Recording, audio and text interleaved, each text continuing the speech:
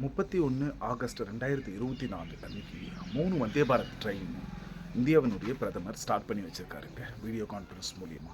இந்த 3 train Meerut to Lucknow ஒன்று, Bangalore to Madurai ஒன்று, அடுத்ததாக சென்னை எக்மோர்லேருந்து நாகர்கோயில் ஒன்று, மொத்தம் இந்த 3 ட்ரெயினை ஸ்டார்ட் பண்ணி வச்சுருக்காரு.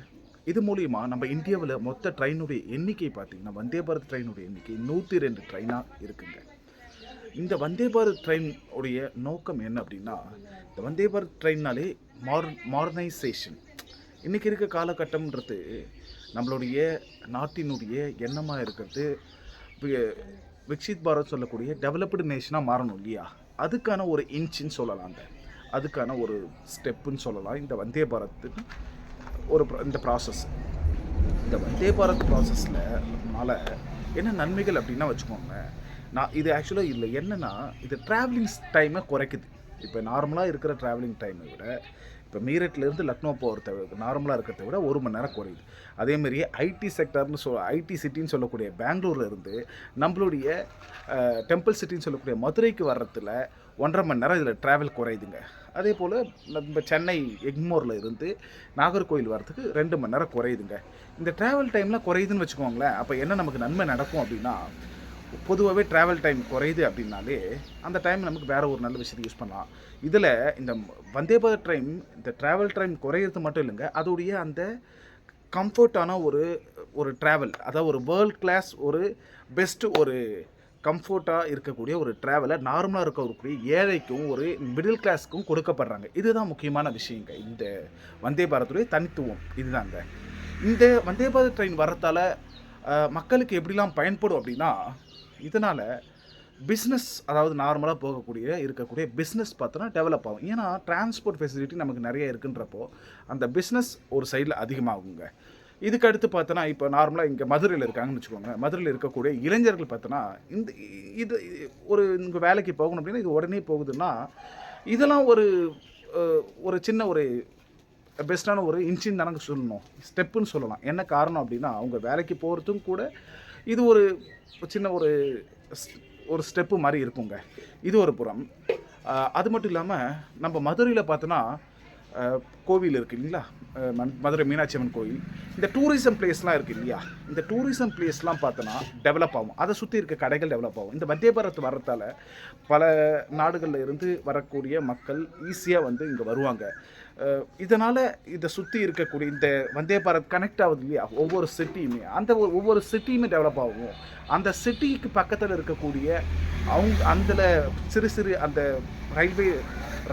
அந்த ரயில்வே ஸ்டேஷனில் இருக்கக்கூடிய அந்த சின்ன அந்த பொட்டிக்கடை, அந்த சின்ன கடைலாம் போடுறாங்க இல்லையா, அவங்களுடைய வாழ்வாதாரம் அதிகரிக்கும்.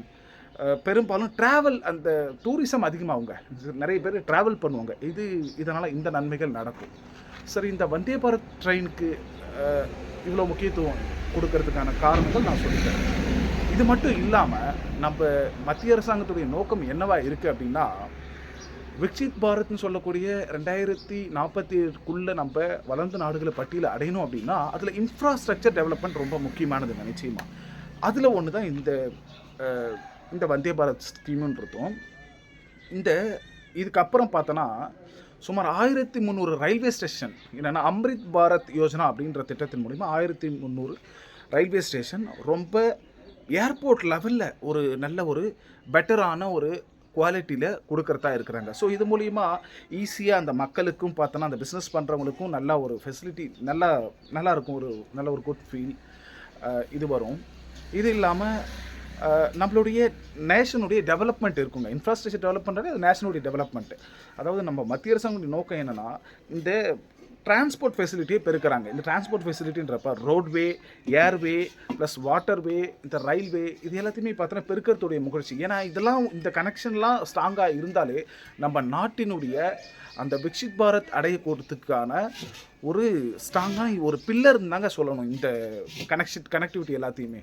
சரிங்களா, இதை வந்து நம்ம மத்திய அரசாங்கம் இப்போது ரொம்ப கான்சன்ட்ரேட் பண்ணி போயிட்டுருக்காங்க.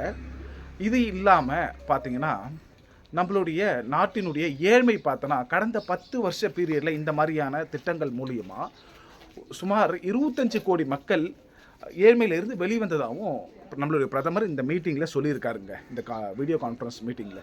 சரி, இதெல்லாம் ஒரு புறம் இருக்குங்க. இதுக்கு அடுத்ததாக இந்த வந்தே பாரத் ட்ரெயின் கூடவே இன்னும் ஒரு சில ட்ரெயின்களாமும் அம்ரித் பாரத் அப்படின்ற ட்ரெயினும் வருது. அதோட நமோ பாரத் ட்ரெயினும் இதுக்கப்புறம் வருது.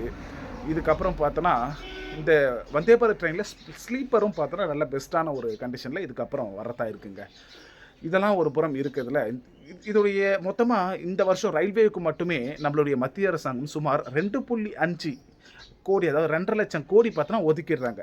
தமிழகத்துக்கு பார்த்தீங்கன்னா அதாவது நம்ம டோட்டல் இந்தியாவுடைய டெவலப்மெண்ட்றது ரொம்ப முக்கியம். அதில் சவுத் இந்தியாவுடைய டெவலப்மெண்ட் ரொம்ப ரொம்ப முக்கியம். இது வந்து ஒரு அடித்தளமானது அப்படின்ற மாதிரி நம்மளுடைய பாரத பிரதமர் சொல்லியிருக்காரு. என்ன காரணம் அப்படின்னா, சவுத் இந்தியாவுடைய வளர்ச்சி, அதுலேயும் முக்கியமான தமிழ்நாட்டினுடைய வளர்ச்சி என்பதே ரொம்பவும் முக்கியமானது. அங்கே இருக்கக்கூடிய ரீசோர்ஸ், அங்கே இருக்கக்கூடிய எல்லாமே வந்து வளர்ச்சி அடையணும் அப்படின்றதுக்காக இந்த வருஷ பட்ஜெட்டில் 6000 கோடி இதுக்காக ஒதுக்கீடு செஞ்சுருக்காங்க.